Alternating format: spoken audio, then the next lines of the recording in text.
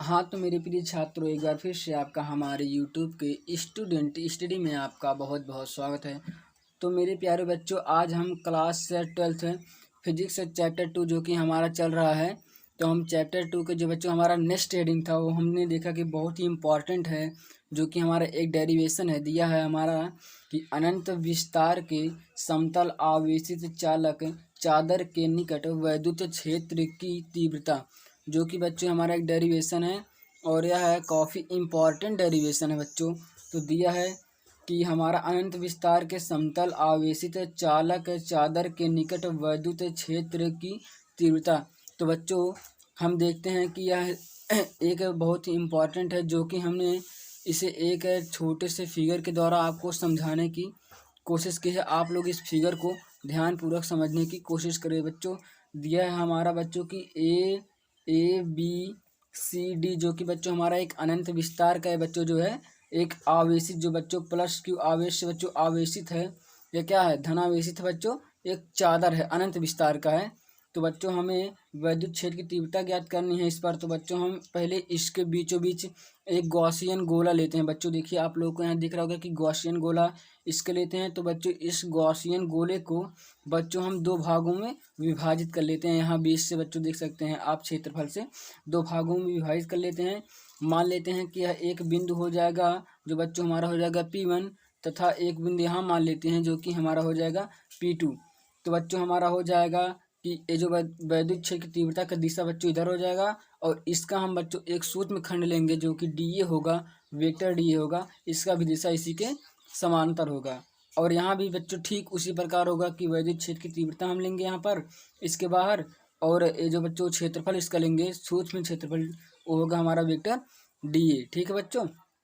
तो हमारा क्या है, एक ABCD बच्चों, एक हमारा क्या समतल चादर है। आप लोग लिखने का प्रोसेस खुद स्वयं से कीजिए, बहुत ज़्यादा बेटर होगा। तो हमारा बच्चों यह एक छोटा सा फिगर था। हम आशा करते हैं कि आप लोगों को यह फिगर समझने में आया होगा। तो बच्चों हम अपने अगले पॉइंट की तरफ बढ़ने की कोशिश करते हैं। तो बच्चों जो हम इसका प्रोसेस लिख लेंगे, लिखने की प्रक्रिया, तो हमारा आगे हो जाएगा। अतः वेलन के दोनों सिरों से होकर जाने वाला वैद्युत फ्लक्स, बच्चों मैंने आपको यहाँ पर बताया ना कि बच्चों दो खंडों में विभाजित कर लिए हैं। तो हमारा एक खंड इधर हो जाएगा, एक खंड इधर। तो हम यहाँ इसीलिए कहें दोनों दोनों सिरे से होकर जाने वाला वैद्युत फ्लक्स। तो हमारा क्या हो जाएगा, वैद्युत फ्लक्स बच्चों हम फाई ई से निकालते हैं। तो फाई इक्वल टू हो जाएगा, समाकलन का चिन्ह लगेगा बच्चों, vector vector E into vector DA। बच्चों हम जब दोनों तरफ से किए हैं तो हम दो बार लेंगे, प्लस कर लेंगे, फिर समाकलन vector E into vector DA दो बार कर लिए बच्चों। ठीक है। फिर हमारा अगला हो जाएगा, नेक्स्ट पॉइंट हो जाएगा कि फाई इक्वल टू वेक्टर का बच्चों हमने बताया था, जब आप लोग चिन्ह हटाएंगे तो एक हमारा कॉस थीटा आ जाएगा। ठीक है बच्चों, मैंने आपको पहले पिछले ही वीडियो में यह बताया था। तो हमारा जब वेक्टर का चिन्ह हटा तो हमारा क्या हो जाएगा बच्चों, कॉस थीटा हो जाएगा यहाँ पर। ठीक है। फिर प्लस लेंगे, यहाँ भी वैसे EDA कॉस थीटा हो जाएगा। ठीक है बच्चों। तो हमारा जो नेक्स्ट पॉइंट होगा, आप लोग देख सकते हैं यहाँ पर हमने इसे नेक्स्ट पेज पर लिखा है। तो मान लेंगे यदि यदि वेक्टर ई तथा वेक्टर डी ये दोनों समान दिशा में हो तो थीटा बराबर बच्चों हम क्या लेते हैं, 0 अंश लेने पर। ठीक है बच्चों। तब हो जाएगा हमारा phi equal to EDA cos 0 अंश प्लस समाकलन EDA कॉस 0 अंश। बच्चों हम लोग जानते हैं कि कॉस 0 अंश बराबर 1 होता है। तो हमारा हो जाएगा phi E equal to 2EDA। बच्चों जब हम इसे ई मतलब 2E को कॉमन करेंगे तो हमारा समाकलन में बच जाएगा DA। तो बच्चों हमें यह ज्ञात है कि समाकलन DA जो होता है उसका मान A होता है। ठीक है बच्चों।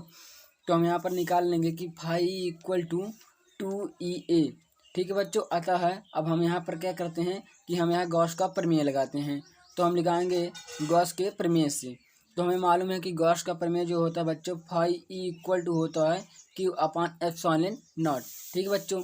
तब हो जाएगा हमारा ये बच्चों जो हो जाएगा, यहाँ पर हम लेंगे इसके स्थान पर फाई ई के स्थान पर Q अपान एप्सिलॉन 0 यहाँ रखेंगे। तो हमारा हो जाएगा Q अपान एप्सिलॉन 0 बराबर 2EA बच्चों। ठीक है। अतः हमें यह भी मालूम है कि अब आवेश का पृष्ठीय घनत्व जो होता है बच्चों वो होता है सिग्मा। तो सिग्मा बराबर हमारा होता है Q अपान A से। ठीक है बच्चों, ये आप लोग जरूर याद रखिए कि अब आवेश का पृष्ठीय घनत्व सिग्मा इक्वल टू क्यू अपान ए से, जो हम क्यू का मान यहाँ पर निकालेंगे बच्चे, तो हमारा जो है क्यू इक्वल टू सिग्मा ए। ठीक है बच्चों, तो हम इसे यहाँ पर रख देंगे, पुट कर देंगे, तो हो जाएगा हमारा सिग्मा क्यू के स्थान पर बच्चों यहाँ क्यू है, इसके स्थान पर हम लिख देंगे सिग्मा ए अपान एप्सिलॉन 0 बराबर 2 ई ए। ठीक है बच्चों, जब हम इसे ई इक्वल टू निकालेंगे तो हो जाएगा E equal to sigma A upon 2 epsilon 0 A. तो हमारा बच्चों ए से क्या हो जाएगा, कट जाएगा, तो हमारा बचेगा क्या, बचेगा E equal to sigma upon 2 epsilon naught. ठीक है बच्चों, हो जाएगा E equal to sigma upon 2 epsilon naught, जो कि इसका मात्रक हो जाएगा न्यूटन प्रति कूलाम। तो बच्चों यही हमारा था कि अनंत विस्तार का जो बच्चों हेडिंग है उसका यह सूत्र हो जाएगा हमारा प्राप्त। ठीक है बच्चों, तो हमारा नेक्स्ट हेडिंग हो जाएगा आवेशित समान वैद्युत क्षेत्र में स्थित वैद्युत द्विध्रुव पर लगने वाला बलयुग्म का आघूर्ण। बच्चों ये हमारा हो जाएगा नेक्स्ट हेडिंग। तो बच्चों हम इसे समझने के लिए पहले एक छोटा सा फिगर बनाए हैं, जिसे आप लोगों को समझना बहुत ही ज़्यादा इंपॉर्टेंट है। तो आप लोग यहाँ पर इसे समझ सकते हैं कि बच्चों हमने पहले यहाँ क्या किया है, एक वैद्युत क्षेत्र बना लिया है। आप लोग यहाँ देख सकते हैं एक वैद्युत क्षेत्र बनाया है। ठीक है बच्चों, जिस पर हम एक क्या रखे, वैद्युत द्विध्रुव आघूर्ण। बच्चों ये हमारा माइनस क्यू और ये प्लस क्यू, जो हमारा ए और बी है बिंदु बच्चों हमारा हो जाएगा ए, और यहाँ पर हो जाएगा बिंदु बी। हाँ बच्चों थोड़ा दिख नहीं रहा, आप लोग देख सकते हैं बी। तो हमारा क्या हो जाएगा, वैद्युत द्विध्रुव ए और बी से मिलकर बना है, जो कि बी पर बच्चों जो हमारा माइनस क्यू है और ए पे क्या है, प्लस क्यू आवेश है। ठीक है बच्चों, और इसके बीच की दूरी आप लोग जानते होंगे 2L होता है। यदि आप लोगों को यह वीडियो देखना हो तो हमारे प्लेलिस्ट में जाकर ये वीडियो देख सकते हैं। तो हमारा हो जाएगा यहाँ से बच्चों, जो हमारा माइनस की होगा, यहाँ से हमारा थीटा कोण बनाते हुए ऊपर की तरफ यहाँ जाएगा। फिर यह इस पर जो बच्चों लगने वाला बल होगा F1 होगा, और जो माइनस के ऊपर लगने वाला बल होगा वो हो गया F2। बस यही एक छोटा सा फिगर था, आप लोग समझ ही चुके होंगे। तो हमारा जो बच्चों लिखने का प्रोसेस है आप लोग देख लीजिए, मैंने बहुत कम लिखा है, आप लोग इसे पूर्ण लिखने की कोशिश करें। दिया है कि संलयन चित्र में एक वैद्युत द्विध्रुव ए बी, बच्चों जो है ए बी है वो ई तीव्रता मतलब वैद्युत क्षेत्र, ई तीव्रता के वैद्युत क्षेत्र यहाँ पर बता दिया है कि वैद्युत क्षेत्र में क्षेत्र से थीटा कोण बनाते हुए रखा गया है। मैंने आप लोगों को बताया ना कि यहाँ पर जो है ये थीटा कोण बनाते हुए इस प्रकार रखा गया है, तो थीटा कोण बनाते हुए रखा गया है। अतः हम यहाँ ले लेते हैं कि वैद्युत क्षेत्र के कारण, वैद्युत क्षेत्र के कारण बच्चों जो हमारा पहला पॉइंट हो जाएगा ए। बच्चों जो हमारा यहाँ पर ए है, ऊपर है फिगर में बच्चों ए है प्लस क्यू आवेश, तो इस पर जो बच्चों होगा लगने वाला बल F1 जो होगा बच्चों क्या होगा, हो जाएगा हमारा F1 equal to Q into E. ठीक है बच्चों, और जो बच्चों बी है, बी पर स्थित माइनस क्यू, ऊपर वहाँ जो बच्चों फिगर में है, यहाँ आप लोग देख सकते हैं यहाँ पर बी है, यहाँ पर ये जो माइनस क्यू है, तो यहाँ पर वही बोल रहा है कि बी पर स्थित माइनस क्यू आवेश पर लगने वाला बल जो हो जाएगा F2 बच्चों, इसकी दिशा में F2 था, तो हो जाएगा क्यू इंटू ई। ठीक है बच्चों, फिर हो जाएगा हमारा अतः स्पष्ट है कि ये दोनों बलयुग्म परिणाम में बराबर, और अगला हो जाएगा बच्चों हमारा यहाँ कि दिशा में विपरीत और समांतर हैं। ठीक है बच्चों, फिर है कि ए बल एक बलयुग्म बनाते हैं। ठीक है बच्चों, ये क्या हो जाएगा, ए बल एक बलयुग्म बनाते हैं, तो हो जाएगा हमारा टाउ बराबर एक बल गुणे बलों के बीच लंब दूरी। जो बच्चों ये होता है कि टाउ बराबर एक बल होगा गुणे बलों के बीच लंब दूरी होगा।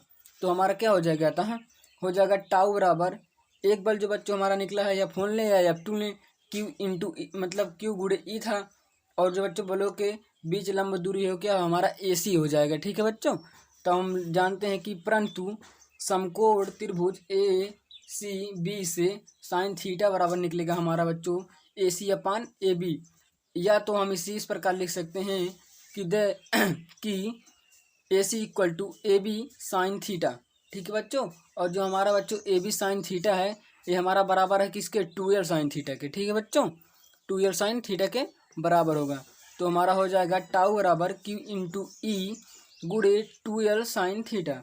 जब इसे हम आगे बढ़ाएंगे तो हो जाएगा हमारा टाउ बराबर 2L गुणे क्यू गुणे ई साइन थीटा। तो बच्चे हमने आपको पहले बताया था कि 2L गुणो Q जो कि यह इसके बराबर P होता है, वो होता हमारा क्या, वैद्युत द्विध्रुव आघूर्ण। ठीक है बच्चों, तो हमारे इसके स्थान पर क्या हो जाएगा, सिर्फ P आ जाएगा। तो यहाँ पर आ जाएगा हमारा टाउ बराबर P साइन थीटा, क्योंकि P बराबर 2L गुणे Q। आप लोगों को मैंने यहाँ बता भी दिया कि टाउ बराबर 2L गुणे P बराबर 2L गुणे Q होता है। ठीक है बच्चों, अतः यही हमारा बलयुग्म के आघूर्ण का सूत्र है। ठीक है बच्चों, अतः यही हमारे बलयुग्म के आघूर्ण का सूत्र है। यदि आपको यह हमारा वीडियो पसंद आया हो तो हमारे चैनल को लाइक करें, शेयर करें, सब्सक्राइब करें और कमेंट करना ना भूलें।